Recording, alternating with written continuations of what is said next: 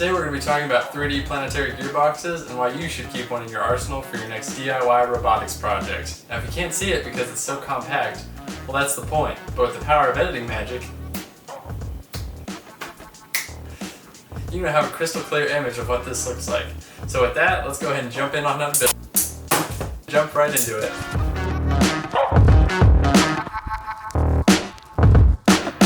First off, what is a planetary gearbox and how the heck does it work? A planetary gearbox consists of three main parts: the sun gear, which is the yellow one, the planetary gears, which are the blue ones, and then the ring gear, which is red. In our case, we're fixing the ring gear, and then our input is the sun gear, and then we're tapping the output of the three planetary gears. To give you a better idea of what this looks like, here's an animation of the actual gearbox that we built. We have the addition of a carrier bearing, which is represented by the gray mass inside the actual gearbox, as well as another sun gear in the front.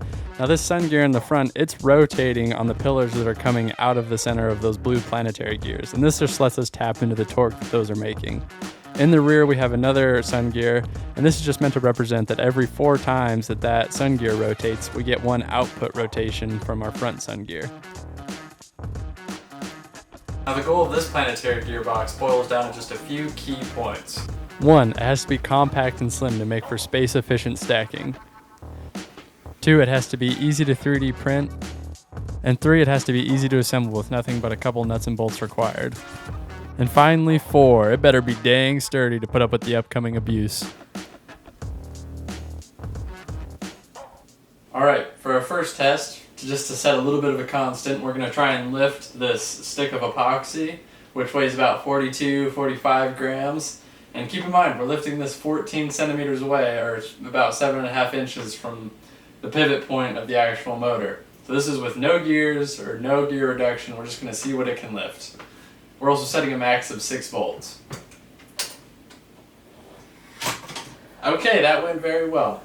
Alright, so this is our second test. We're going to see if we can lift this totally empty, lipo-safe bag, which weighs about 150 grams. Alright, we got 3 volts, 5 volts.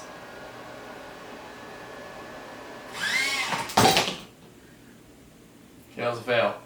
Well, after numerous testing, it looks like one battery, which is about 75 grams, is going to be about our max. So, we're going to use that as our constant and see what we can do from there. One planetary gearbox stacked on there now. So about 4 volts is when we started lifting it. Alright, I just added another 50 grams, so now we're at 200 grams, over twice what we were before. Easily. Alright, 300 grams. Ooh, I went over just a little, but I think that counts. That counts. So, and I'd say we were about at the top end there. So with one planetary gearbox, we lifted 300 grams, which is already triple what we were initially able to lift. Over triple, about 3.3 times the amount. Let's go ahead and throw on 2 more planetary gearboxes and see where that gets us. Alright, so we got 3 planetary gearboxes on there now, instead of just one. We've got our 300 grams again. We're going to go ahead and see what it can do. So 1 volt. Go ahead and double that. So we're going to go 600 grams and see what we can do. So this is now 600 grams. 1.5 volts, no problem. Alright, so I'm now adding just about 500 grams, so we'll be at about 1100 grams.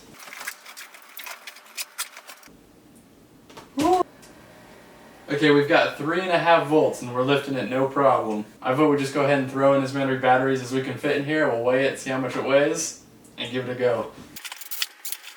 Don't use batteries at home, kids. It's not what they're intended for. Alright, we've got about 2,400 grams, which is about 6.5 pounds. As you can see, it's starting to kind of torque little Timmy a little bit. It's starting to warp the frame.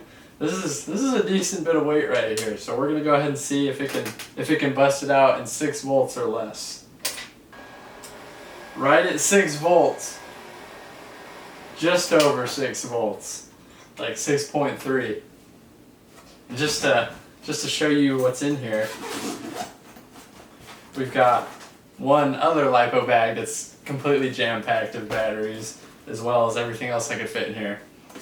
I think it's time to see how jacked little Timmy is by lifting a jack stand. Wow! Okay, I'm not gonna lie. It looks like little Timmy's about to die.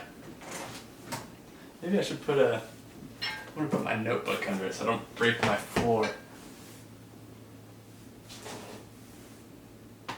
Alright, jack stand is officially hanging free.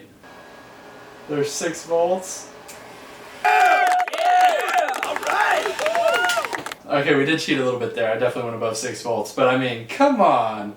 A tiny little TT motor lifting a jack stand? Well, I hope this convinced you to print your own planetary gearbox. And remember, all the files for this can be found in the Thingiverse link below.